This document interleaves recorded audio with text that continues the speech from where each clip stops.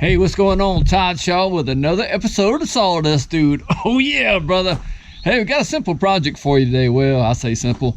You know, there's a lot of steps to it, but they're simple steps and steps you need to take if you're building a deck on top of a concrete pad. So this is kind of... All right, let's talk a little bit about our 2x4 or our framing that our decking boards are going to sit on top of. What I did here, of course, this is all pressure treated wood because it's going to be outside.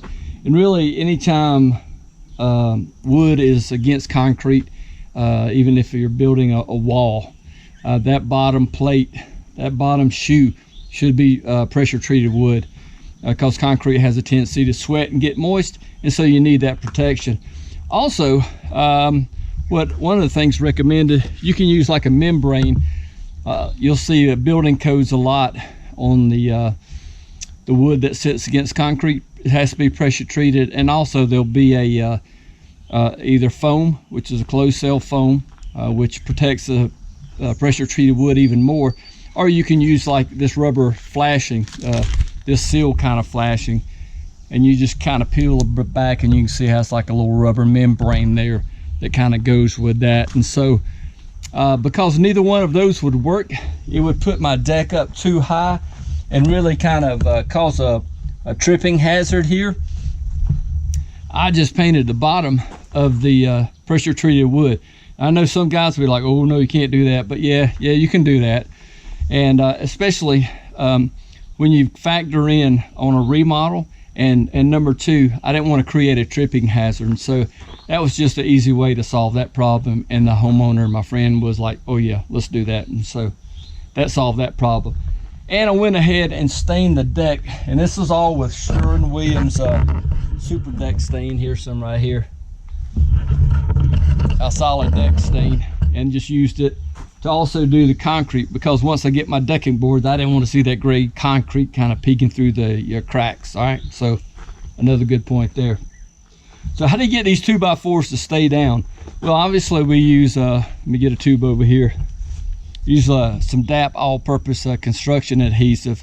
Put a good layer of down there, and I used a which is commonly called a ramset gun, and it uses a 22 charge. 22 charge that looks like that, and then drives in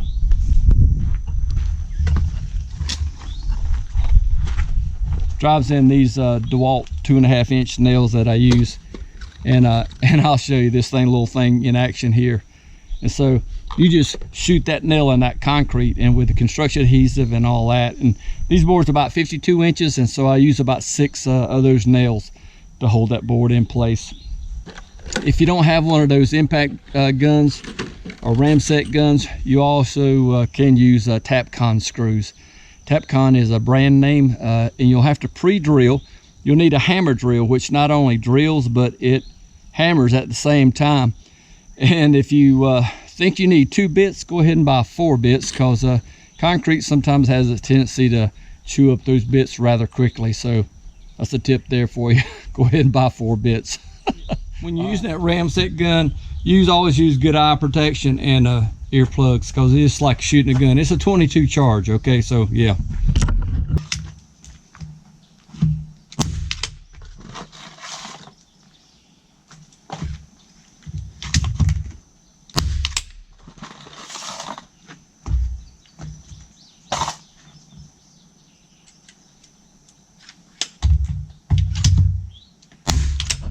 And one of the things you see, some of the nails didn't go down all the way. That happens sometimes.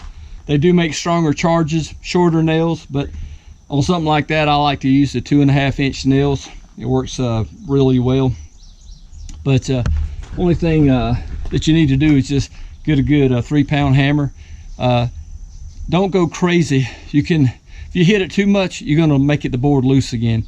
So just kind of, if the nail bends over, that's okay too. Because that's why I put 6 in that 52 inch board.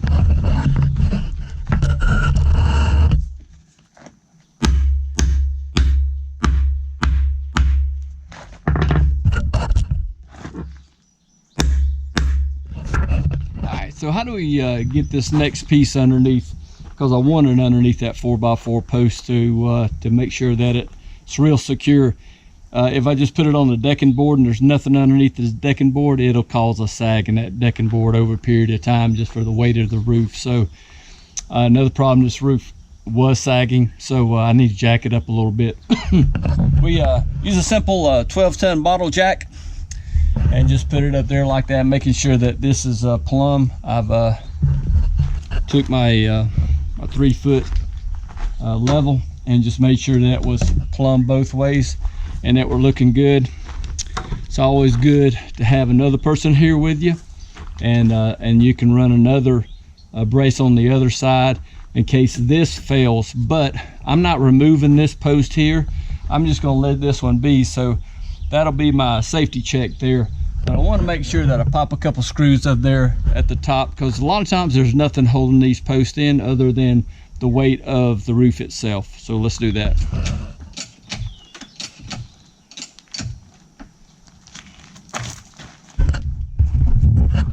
Anytime you're jacking up an old house, just take your time. Don't like go for 1.5 inches straight away.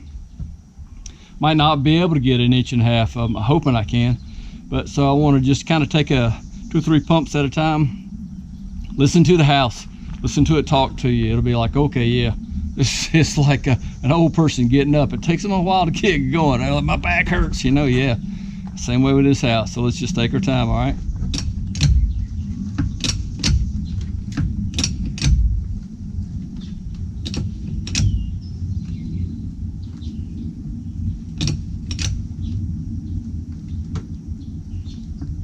Want to make sure across this way, yeah, you can see across the house that's level right there. So I don't want to jack that up anymore, because if I did, then it wouldn't be level. So I think we're good where we are. Yeah, multi-purpose tool, the oscillating tool, and I'll just cut that from there, and that'll be good. Now, here's a trick or a tip if you like your fingers. Don't stick your finger underneath that post, because if that bottle jack were to fail, yeah, you'd have flat fingers. So you can swim real well, you know, be like a swim fin on your hand, but you don't. No. I'm just going to scribe this right here. This is where and how I need it cut. That's 1.5 inch block, and you just cut that with the oscillating tool.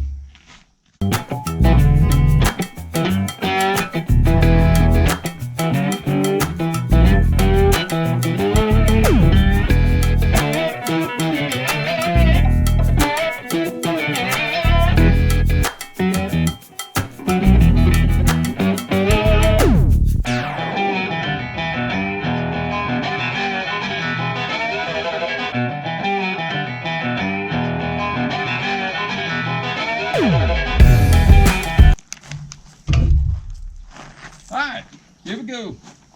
Enough of that belly aching.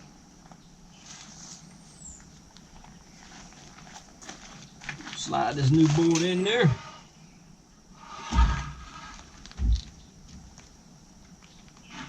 Look at there.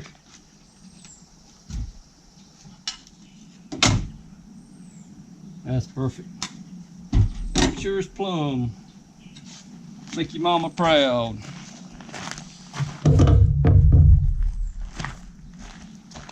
Drop this out of the way.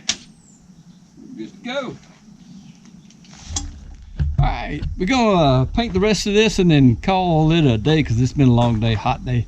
And then join you back and we'll talk about how to put the deck boards on, and we'll wrap up our little project. Okay, cool deal. Well, here we are. It's the next morning and we're gonna run our decking board. So here's just a look at everything that we did yesterday. And you know, that took about 4 hours to do that. Got all the 4x4 posts jacked up. Got the roof level across this way. And so we're happy with that and can move forward. So back to the decking boards. One of the things that you want to plan out is this, and we're basically, I've got to line up 6 boards with the existing decks to marry in the new deck here. So we could just butt this up, as you see here, like this, and just would have 6 butt joints like that. I typically don't like to do that, because it looks like an addition. One of the things that I used to do when I did historical homes is how do you do an addition on a 100-year-old home to make the addition look like that it's 100 years. Well, you kind of got to go the extra step, but also stay in your budget so you don't get too OCD and too crazy about this. So this is kind of the compromise. This is what we're going to do with this.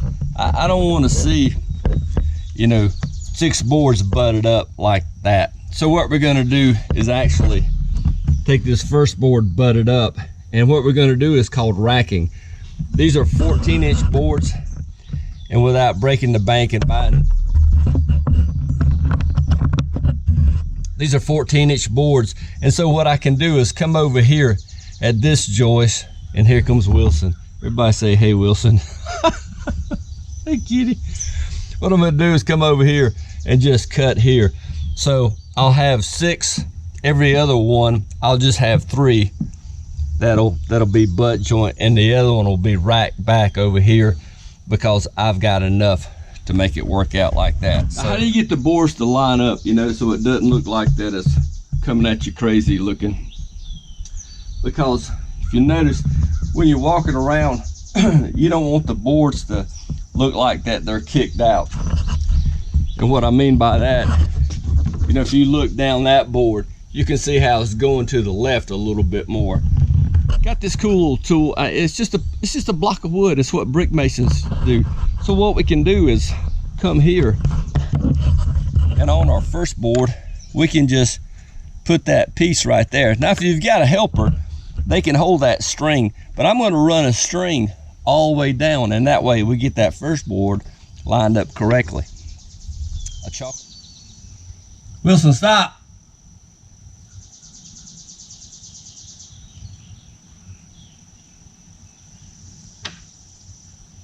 Wilson.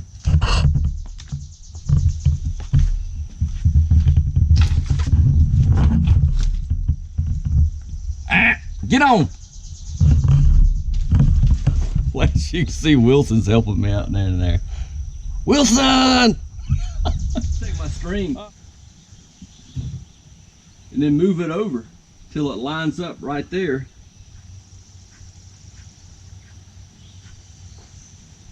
And that's where my mark's going to be.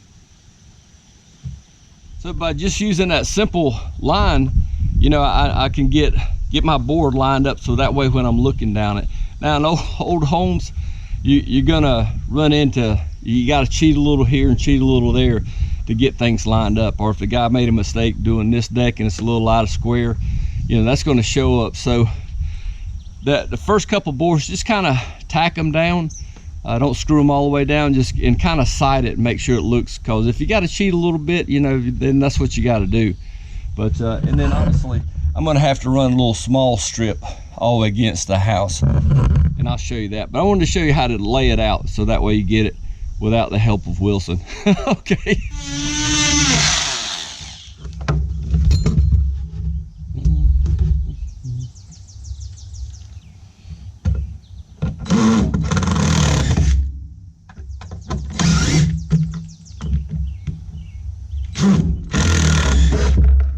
Yeah.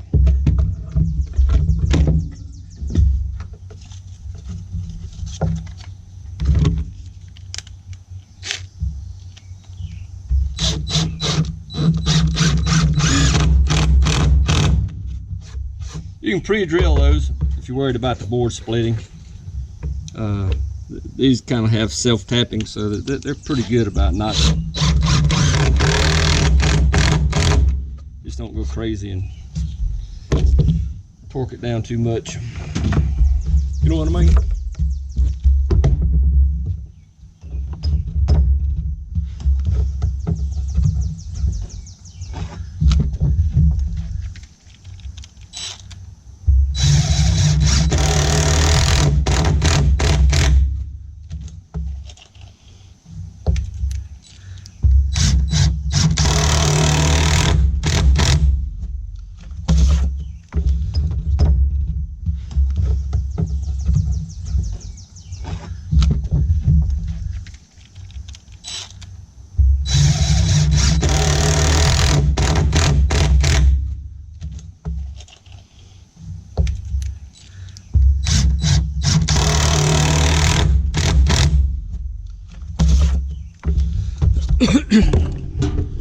There you go. Gonna give you an idea what we're looking at. Get a lot of these boards. Sometimes they're not real straight, so you kind of got to screw here. I want to keep my gap the same. I can always measure from the house to here or from this board, making sure that I got the same amount of distance, if that makes sense. I know this board is where I want to be, so kind of like all the way down, I need to be 11 and 3/16, 11 1/4. So to keep my gap, and I can come here, move this out a little bit. Then that's 11 1/4, 3/16. Go ahead and pop me some screws in here, and then see how my gap is greater down here. Then I can just take it and push it in, and it'll be where I want it to be. Just a little trick. I had to pull this in, especially when you're working by yourself. I just had that big clamp, and that just kind of gets me the distance that I need to be. I also don't cut my boards until the very end. That way I can just chalk a line. If you cut them individually, sometimes the angles will be off and different things. So it's good just to let your boards run long, then determine. I'll do about an inch overhang past this concrete pad right here. I'll just give it about an inch, and that'll be good. All right, so we got the first 6 boards down. Like I said, got to come in and do a filler strip here. Just kind of notch out, make it look good.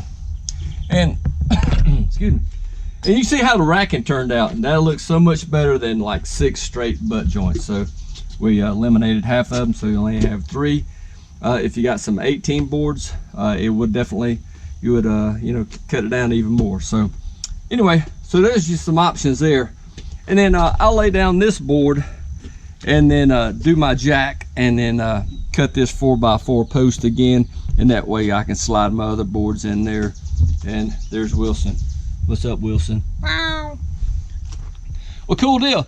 Hey, the rest of it is just nailing down about 3 more boards, trimming it up, cleaning up. We're done here, so it's a good job. About 8 hours total on this little project. It's not bad working by myself. Well, with Wilson too, but anyway, so anyway, hey guys, listen, I appreciate you watching so very much. Make sure you like, subscribe, do all that cool stuff if you want to follow this content. Appreciate you. Thanks for watching another episode of the Sawdust Dude. Remember, it's better skills, better results. Oh yeah, looking good. Woo!